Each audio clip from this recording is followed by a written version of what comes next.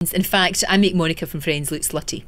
And the two of them are so untidy, and this room distresses me. It actually distresses me. And I'm always tidying up, and they're always moaning at me because I tidy away things, and they say, I can't find my tights. Where have you put my shoes? And I've tidied them all away, but I don't. It's horrible, isn't it? It's not good. It's not good. It could do with a wee makeover. How do three of you fit into this? We don't fit into this. It's like hot seating. You know, what's quite good is when I'm on air, Fiona's not, and likewise, you know, so it sort of works out. I mean, I usually get in just when she's going into makeup.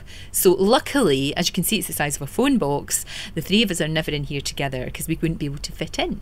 I love your TV show. I don't understand much of it because it talks about makeovers and ladies' things and all of that kind of stuff. I mean, it's interesting that a lady that spends her life talking about makeovers has got such a dreadful dressing room. I know, it's embarrassing, isn't it? And I have offered, I've said, look, I'll come in at the weekend, you know. I'll get some MDF and I'll get some Ajax and I'll start scrubbing. But no, one day. We have been waiting for, I think, 14 years now. But to be honest, the whole place is like this. So, you know, it's not like we're getting badly treated. We're absolutely not. It's exactly the same everywhere. And I actually think that's quite good. It's a good leveller. It means that there's no divas, because we don't have time for divas. Divas would not last long here. And certainly at GMTV, it is not fun at all. Your schedule is outrageous. These people get up at 2 and 3 in the morning. It's just awful. Well, no, it's not really, because a lot of people get up at 2 and 3 in the morning, but then they're not talking to George Clooney, are they? So it's actually all right. You know, it's more than all right. And I get quite cross when people who are in TV or radio whine about their schedule, because I think you don't know you're born. You know, you've got a great job, fantastic lifestyle. You get to meet incredible people. And I don't just mean famous people. I mean, you know, members of the public who've done amazing things. And I think, though, the time to stop doing it is when you lose that enthusiasm and passion. Certainly, if I woke up in the morning and didn't want to come into work, and I can't imagine that ever happening, that's the time to go. But I don't see it happening, because it's just every day is different. You never know what's going to happen. You've mastered the art of making people like you, and I don't know how you do that, because there isn't a recipe to that, is there? I don't think there is. I mean, I'm very flattered. I absolutely don't think that's true, because I think an awful lot of people find me incredibly irritating. I'm sure they do. But I think what the good thing is about GMTV is that you're allowed to be yourself. You know, oftentimes on television, you're adopting a role. Clearly, if you're an actor, you're adopting a role. But, you know, if you're a TV presenter and you're doing light entertainment, as it used to be called, you've kind of got the flashy suit and the bow tie that goes round and round. Or if you're reading the news, you're being a newsreader and you've got that persona. Whereas we're all allowed to be ourselves. And that's a joy, an absolute joy, and a huge privilege as well. And I suppose when you're doing it 5 times a week, every week, you can't not be anything other than yourself, because it wouldn't work. No, you'd get found out. It was like when I used to work at BBC Scotland. I was working as a researcher there. I started newspapers and then went to BBC Scotland. And I was told that I would never make it in television unless I had my accent changed, unless I went to elocution lessons. This was BBC Scotland, you know, which is extraordinary.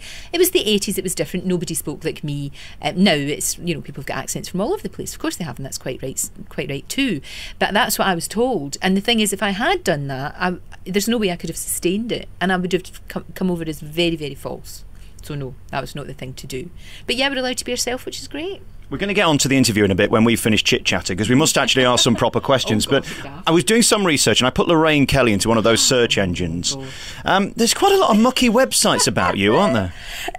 I haven't really looked at them because I'm mortified, and thank goodness my dad can't go on the internet. That's all I'm glad to say about it. It is quite funny, and there have been, you know, my head on naked bodies and what have you.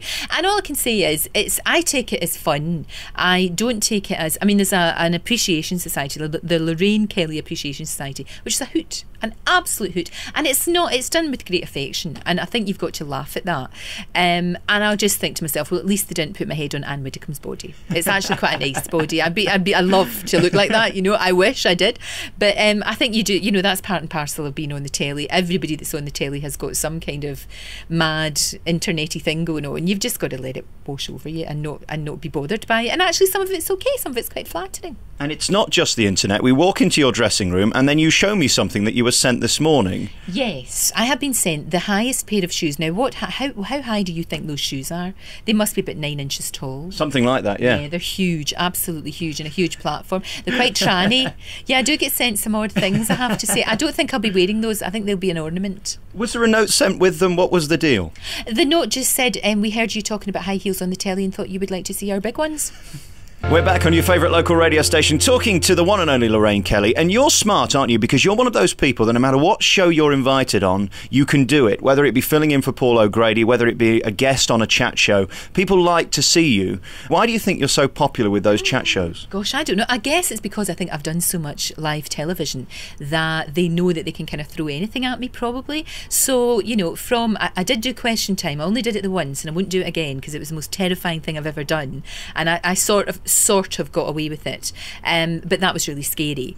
But whether it's that, whether it's hosting Have I Got News for You, whether it's, I don't know, like doing Paul O'Grady or doing some mad Channel 4 show, I think people like to see you out with your sort of comfort zone as well, and especially if you're doing something naughty for Channel 4, I think people quite like that. So it's almost like, I mean, and I think people know that they can throw anything at you, because it's like myself and Eamon and all the rest of the gang, we've all been doing it for such a long time that nothing will faze us, nothing at all. And also, you're quite clever, because although you're pretty safe on LK Today, although you touch some controversial issues, you can then do Late Night Channel 4 with the Friday Night Project and be completely outrageous. There's not many people in this business who can do both. No, there's not. There's not many people, though, that will. You know, there's a lot of people that would be asked to do the Friday Night Project, or would be asked to go and Have I Got News for You, or to fool around with Alan Carr and wave false willies around, or whatever you want to do. And they won't do it because they're scared, or they won't do it because they take themselves too seriously. Now, I don't take myself seriously at all. I take the job seriously when I'm doing it, obviously. And also, I'm up for anything. You know, I mean, I always think to myself, what's the worst that can happen? If you go on one of these shows and you make a complete twit of yourself, big whoop. It doesn't matter at all. It's absolutely fine. And in some ways, it's even funnier. So that doesn't really, it doesn't really bother me. I always have a thing that I say to myself, would my daughter be really embarrassed by this, mortally embarrassed by this? And my dad. And that's my barometer. So there would be a line that I would draw, clearly. I wouldn't be rampaging through a studio naked or anything. How absolutely awful. But I will do most things for a laugh, yeah. I notice in your book, throughout, you talk about your daughter, and she clearly means everything to you. You've got this new autobiography, and it really tells the story of how you made it today where you are. One of the major things was snobbery and class and things like that in the first chapter. That was a big part of your life, wasn't it? Well, yeah, I mean, like every kid, you're born into your family, and that's your family, and you think that's the norm. And we were very lucky. My mum and dad were only 17, for goodness sake, when they had to get married, because I was on the way, and that's what happens in those days. You got pregnant, and either, God love them, the women be sent off to some horrible convent somewhere, or some terrible place for unmarried mothers, and that would be that, or they got married. My mum and dad got married, and my dad worked really, really hard, and yes, we stayed in the Gorbals, and yes, we stayed in a place with an outside toilet, and it was pretty grim, but I didn't think it was grim when I was growing up. I loved it. I had a great childhood, and I think because my mum and dad were always there for us. I mean, my mum taught me how to read and write before I went to school, which gave me an enormous advantage. There's always been books in our house. My dad should have gone to university, but in those days you didn't. Unless you had money, you just didn't. And I hope we never get back to those days. And they instilled in me a great love of learning, that sort of real education. And that was fantastic. And I've always had their support, and that's really important, really important. Were you as fun in those days as you are today? How confident were you as a child? I wasn't that confident. In fact, I remember one of my early report cards saying that I was a very sensitive child, and I was quite sensitive. I took everything on board, and I'm still a wee bit like that. I'm still a terrible worrier. People might sort of think that, I'm very confident. I'm not really. I mean, if we go out at night time, say Steve and I are going out to a do, or we're going out with friends, he's the life and soul. My husband is brilliant. He's the absolute life and soul of the party. He's the one that gets everybody together. He, if people don't know one another, he breaks the ice. I'm shy, believe it or not. I will be the one sitting there, quite quiet. Sure, I'm happy to talk to people, but I'm not this kind of like, hey, party animal. I've never really been like that. I've always been quite shy, which I think surprised a lot of people when I ended up doing what I'm doing. They're quite surprised by that. And how do you cope with being Lorraine Kelly, who everybody knows? Just walking through the building today, everybody knows who you are. You don't know who they are. Yeah. Is that comfortable with you? How do you cope with that? I'm very comfortable with that. I mean, I think it's part of the job, as far as I'm concerned. And I think if people come up to you and say, they're not coming up to you and saying, you are vile and I hate you. They're coming up and saying, we really like your show, could you mind signing this? That's lovely. And anybody that moans about that is absolutely ridiculous, and they don't deserve to be doing what they're doing. No, it doesn't bother me. I'm if I'm wheeling my trolley around the supermarket and people come up to say hello, I quite like that. What I often get is people come up and say, I know you, and then they go, oh gosh, I know you from the TV, but they feel like they know me as a mate, and that's a huge compliment. I take that as an enormous compliment. So I think it's absolutely fine. I mean, me and my dad on Saturday, we went to see Dundee United, and then we went to get a carry-out curry. And I was sitting in the curry shop, and my dad ended up having to take my photograph about 20 times. Everybody was coming and saying, can I get my picture taken with you? And you know, now everybody's got mobile phones that take photographs, and my dad was howling. He thought this was hilarious. But, you know, why would I not be nice to those people? They've been nice enough to watch what I do and read what I write. So brilliant, you know, it's fine. And you seem to have come from a generation that won't ever exist again, where you've had chance to build and you're now here. Seems to me now they go to great stardom, far bigger than yours straight away, and they're gone within a heartbeat. Yeah, I think that's really sad. I mean, that's one thing about all of us really that work for breakfast telly. You know, we do have longevity. I mean, I always said at the very, very start when I got this job back in the 80s that, you know, it was like being a footballer, and eventually it will go away, and it will. You know, you have to come to terms with that. But you're right. You're absolutely right. You get people, and I get very I actually get quite upset about it, especially if they're on these reality shows and they come in and they're all bright-eyed and bushy-tailed and they think the world is at their feet, you know, and like 6 months later they're gone because there's no, you know, the way that years ago, especially music-wise, somebody like David Bowie would go away and come back with an album and it might be not that great, although he's a bad example because most of his are really good, but they were allowed to experiment. You know, he was allowed to go and make Low, he was allowed to go and make these strange, weird albums. That doesn't happen now. It's like, you weren't number one, goodbye, that's it, good night Vienna. And we're missing so much from that, I think, because, you know, people aren't allowed to experiment, they aren't allowed to extend their range, they're just narrowly confined to one, I hate the word genre, but you know what I mean, one area, and that's it. And that's really, really sad. And you're right about the fact that people come and they become very, very famous very, very quickly, and then they're gone. And it's really sad. I'm really happy with the level of, I wouldn't call it fame, it's just being known, that I've got, because I can still go and pick my daughter up from school, I can go to the dry cleaners, I can go to Tesco's, I can do all of these things, and nobody's going to bother me that much.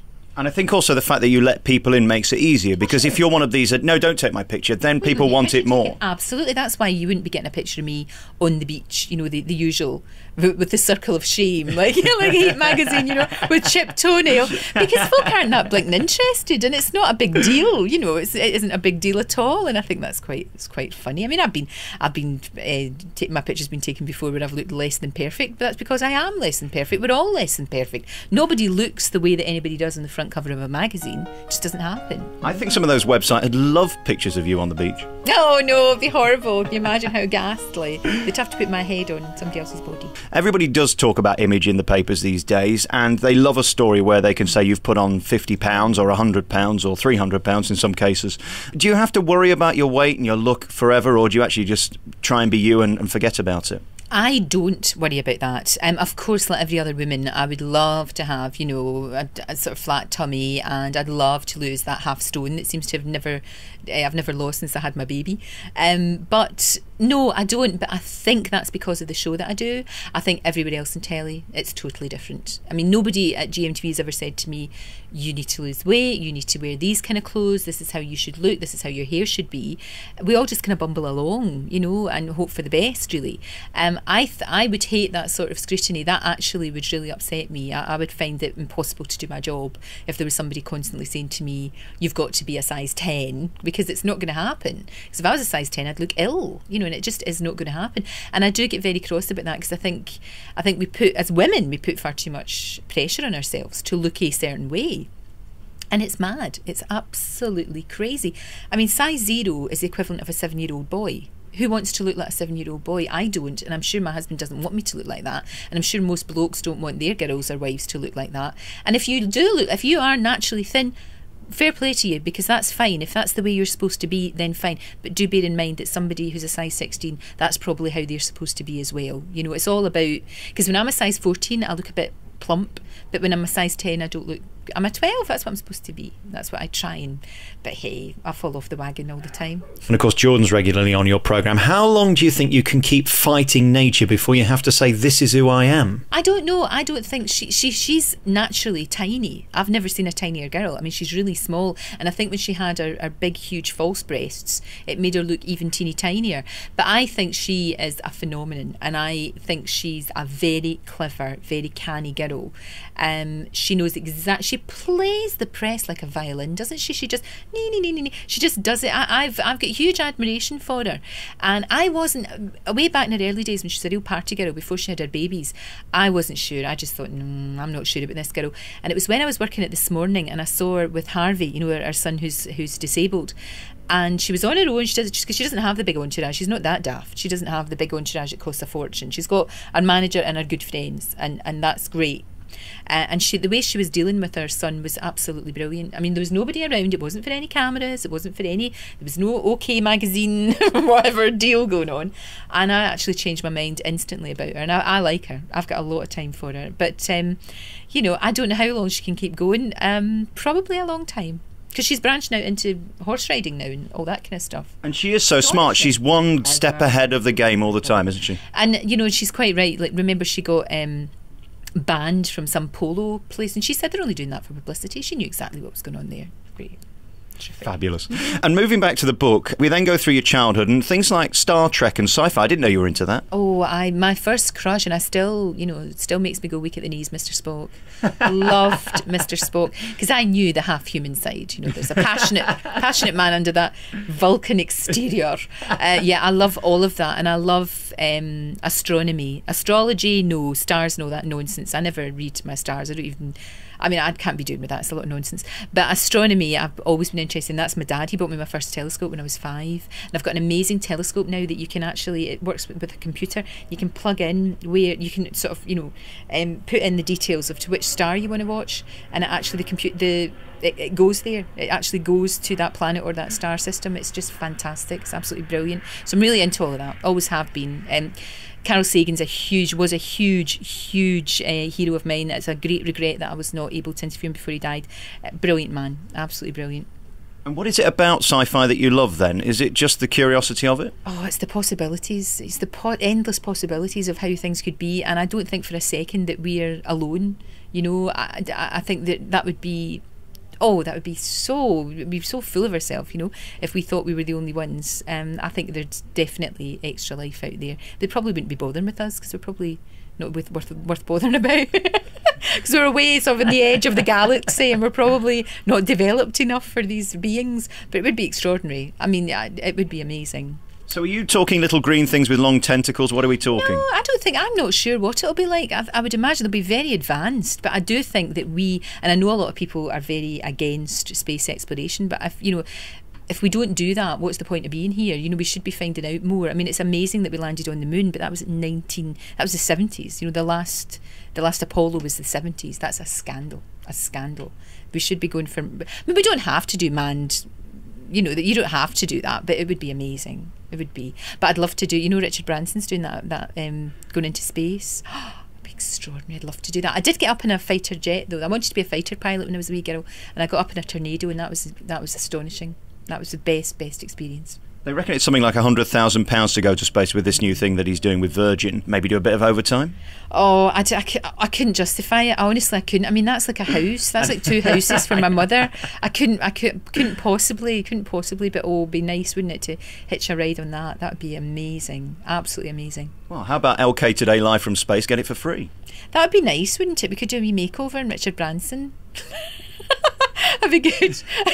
And how to decorate your shuttle. That'd be lovely. Yes, gorgeous. That sounds like a completely different programme, doesn't it? Why is that? Because in TV people tend to come and go, don't they, really? Well, it's not because, you know, any regime that's been here thinks that I'm the best thing ever. That's absolutely not the case. It's all about ratings, and it's all about, you know, for the bean counters to make money. That's what that really, you know, it's a business like every other business.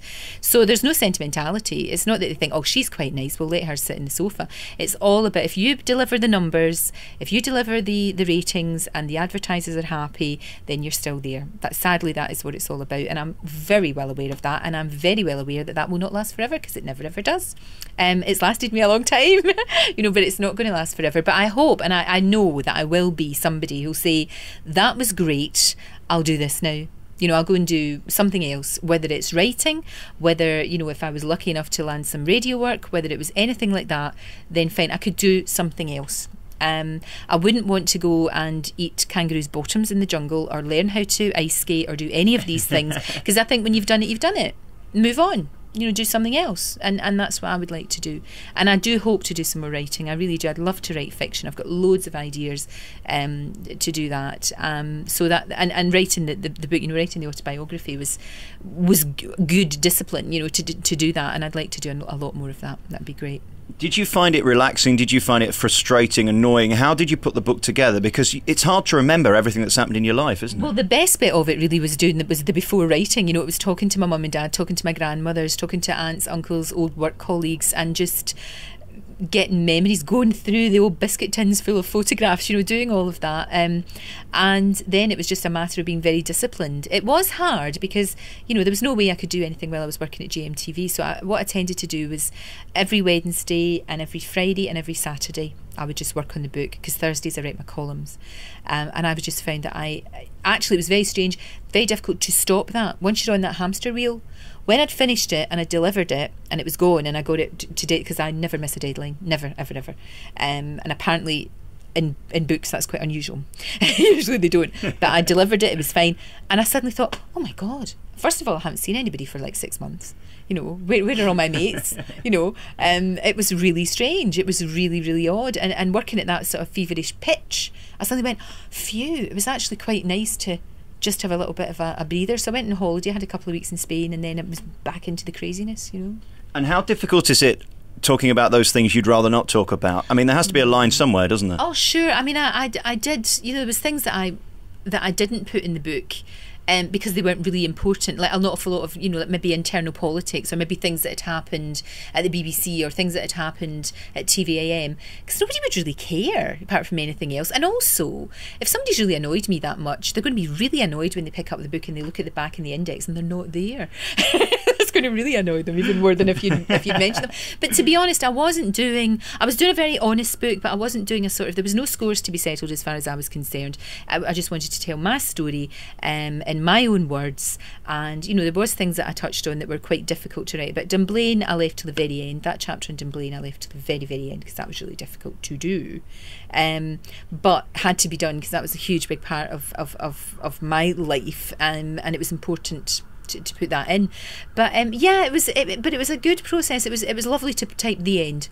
It really was. And actually getting the book in your hand is amazing. You actually think, oh my gosh. And it got to #1 in the Sunday Times bestsellers list. I couldn't believe it. I could not believe it. It's only for 1 week, but I don't care. It didn't matter to me. It was really good. And when you go into the shops and you see it there, it's like, oh, for goodness sake, it's really odd. And of course, my mother goes into every bookshop and, puts it on front of everything. She does that with magazines when I'm on the French press. To us today, because you're one of those people that people never seem to get bored of watching. And it's interesting how you say you have your time. It's not like you're current and trying to be cool. You're not a fad. Well, I guess so, but you can't take anything for granted, and you never can, and you never should, and things might change. Who knows? I mean, with the rise of satellite television, everybody's ratings are getting nibbled away. They are all the time. I mean, I would like to stay in this job for as long as people want to watch, and for as long as I'm enthused by it. Like I've said, and I've said it often, the time that you get fed up and don't want to come into work, and I can't imagine that ever happening, is the time where you just say bye-bye and you go and do something else. But to be honest, what other job in the world can you 1 minute be talking about, I don't know, the latest fashion, then turn around and talking to Keira Knightley or something, and then the Prime Minister? It's extraordinary, the variety, and it's just, I don't think there's any other job like it. I really don't. And how much say do you have in the contents of the programme and what you actually talk about? Well, it's a democracy, so we all have an input. And my team, I've got a separate team from the rest of the show. A very small team, very, very small. It's only about 10 of us. And we sit round and we sort of throw ideas around. But to be honest with you, totally honest with you, as far as, showbiz guests and stories go, it's who's available. If George Clooney's in town, we're going to throw our hat in the ring and say, George, come and talk to us, along with everybody else. And there are so many outlets now. You've got so many different shows now. It's not as easy as it was. I mean, back in the days of TVAM, we used to get incredible stars because they used to fly over for the Wogan show. Do you remember Terry Wogan had his show? So he well, not him, he wouldn't sort of pay for it out of his own pocket, but he would fly over all these massive stars. You're talking people like Bette Davis, Sammy Davis Jr., Lauren Bacall, Kirk Douglas, and we'd get them the next day. It was fabulous. It was fabulous. And those big stars, like of Tony Curtis and people like that, the easiest people in the world to talk to. They come in, they're delightful because they're from the old star system. You know, they know that the press, how the press works, and that they've got, you know, it's all about you give a good interview and you get publicity. They know how it works. And they'd come in and they'd tell these amazing stories, charm the pants off everybody, toddle off, and everybody just think, wow. And nowadays you get, you know, some stars who just can't be bothered, and you think, well, that's a shame. And also the ones that can't be bothered, I just wish sometimes they wouldn't bother, because they're more trouble than it's worth. And does your heart sink when you see certain people on your piece of paper? Yes, most certainly.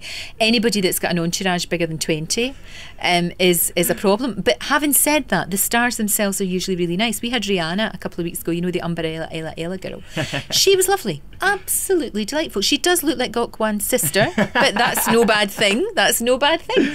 But she was delightful. The people round about her were a pain in the bum, an absolute pain in the bum, because she had all these people round about her. They've all got to justify their existence. So they're all squawking around and, you know, just getting in the way. We just want to get on with the interview and get it done and make it as painless as possible for everybody, you know. And the same with the likes of the Mariahs and the Britneys and all of these people and the J-Los of this world. And I think they're making a huge mistake, because I think the more people, if you've got everybody round about you and you're paying them, they're never going to say to you, do you know what, you're being a bit of a twit. You need your best pal to say, oi, behave. And it's interesting there hearing you talking about show business, because it's so easy to get carried away when you're in the bubble of being famous and having everybody at your fingertips and getting everything you want. It's easy to get carried away with your own self-importance. Yeah, definitely. I mean, we won't, obviously, you can see. But I think that's good. It suits me. I would find that world really, really intimidating. And also, when it goes, if you don't have a hinterland, if you've got nothing else, which an awful lot of these, especially when they're really young, they don't have anything else. You know, they win something like the X Factor or Britain's Got Talent or whatever it may be, and they go from their normal lives parachuted into this insanity, and they've got no, you know, that it just overwhelms them sometimes. And in the nature of the way the whole kind of mad entertainment business is now, a week later, 2 weeks later, 3 weeks later, you don't hear of them again. You know, or they're lucky if they last 6 months or a year, and that's really sad. And you're lucky because you're now in your late 20s. And shush, I'm 40. I'm nearly 49. Can you believe that? How did that happen? Yeah. And what are you going to do next year for your birthday then? I don't. For the big one, I don't know. I need to do something really special. I've always wanted to go to Antarctica, so I might do that, because you can only go, because my birthday's the end of November, and the summertime in Antarctica is obviously December, January, when it's a balmy 4 degrees. So I might do that. Well, judging by the news at the moment, it might have melted by then. So I know, hurry up. That's a real problem, actually. That is a huge problem. I'd love to go and do something on that. I'd love to go and do a documentary on that. I'd love to do a sort of documentary series like, you know, Bruce Parry that does Amazon. I'd really like to do something like that, but just talk to the women, because I think, can you imagine what a laugh you would get when it's just you and a whole bunch of women in a tent? I think that would be good. It always amazes me when you talk to bosses and they say, don't say that. No, you'll upset the women. I think women can be muckier, funnier and dirtier than any of the guys. Well, you won't, because you're a bloke. But you go to any hen night, you go to any kind of, like, you know, these nights where you have, like, where it's Tupperware or Ann Summers or whatever it is, body is not in it, yes. And it's great. Women are so salty and down to earth, and earthy. It's great. I so admire you, because you're in such a great place where now, if Lorraine Kelly's on the list of people to talk to, I'm sure they'd want to, because they know they're going to get a fair do. You're not going to try and shaft them. You're not going to try and score points. And that must be nice that you're up there, because they actually want to talk to you. It's not about the programme. Sure. And I hope they don't think that it's going to be a sort of fluffy bunny rabbit twiddly tum, you know, and aren't you gorgeous and this is gorgeous and that's gorgeous, because there are questions you've got to ask. You know, if somebody comes in and they've gone through a marriage breakup, I mean, you have to ask those questions. But you can do it, and you can always do it in such a way that it's not offensive, and you can always do it in such a way that it gives the person the chance to respond live, rather than, you know it's right. Sometimes you'll read something, and when you say something off the cuff and then you read it in the papers, it can have a very different connotation, whereas if somebody says it live on telly, then it's fine. But no, that is good. And like you say, because I've been doing it for so long, you do get people who come back and back and back, and that's nice. Is there still that tingle when you go on air in a morning and the red light flashes? How do you cope with that you're talking to millions? Because if you saw them in front of you, you'd behave far differently than you would to a camera. I wouldn't be able to do it. I still get a buzz, of course I do, and especially if we've got people on who I really admire. I mean, for example, if I knew David Bowie was on tomorrow, I wouldn't get a wink of sleep. And actually, I would do a rubbish interview because I would be beside myself. I mean, I remember we had George Michael in, and I love George Michael, and I've grown up with his, you know, I mean, I thought he was amazing, and that he was one of my bands that I really liked. Him and Morrissey. If I had Morrissey on, George Michael was in, I couldn't even speak to him. He was sitting in the makeup room, and his PA said, "Do you want to go and say hello to George?" I said, "No, I can't." He's like, "You're going to be interviewing him in 10 minutes." I know, but I just... And I had that red rash you get when you're all embarrassed, because I was like, beside myself with excitement. It was fantastic. It was really good, and I still get a huge buzz. Yeah, of course I do. And is there anyone left that you'd still love to interview? I'd love to interview Bowie, as I said. David Bowie, I'd love to interview him. I also really enjoy interviewing women like Mrs. Brown. You know, I love to interview Sarah Brown. She doesn't do very much. Sherry Blair is a very interesting person. I'd love to interview Michelle Obama. And your woman Sarah Palin, now that is a woman I would love to cross swords with, because I think I disagree with her on just about everything. So that would be a good one. So any of the great women, Sue Pollard, those kind of people? Oh, absolutely. Lorraine Kelly, thank you so much for talking to me. Congratulations on the new book. It's in your stores now, and it's a really good read. And congratulations for writing it yourself. You're one of the few. Yeah, I think it's important. I don't see the point. I don't see how you can write a book if you don't actually do it yourself. Well, nobody knows your story better than you, do they? Exactly. Lorraine Kelly, thank you very much. Thank you.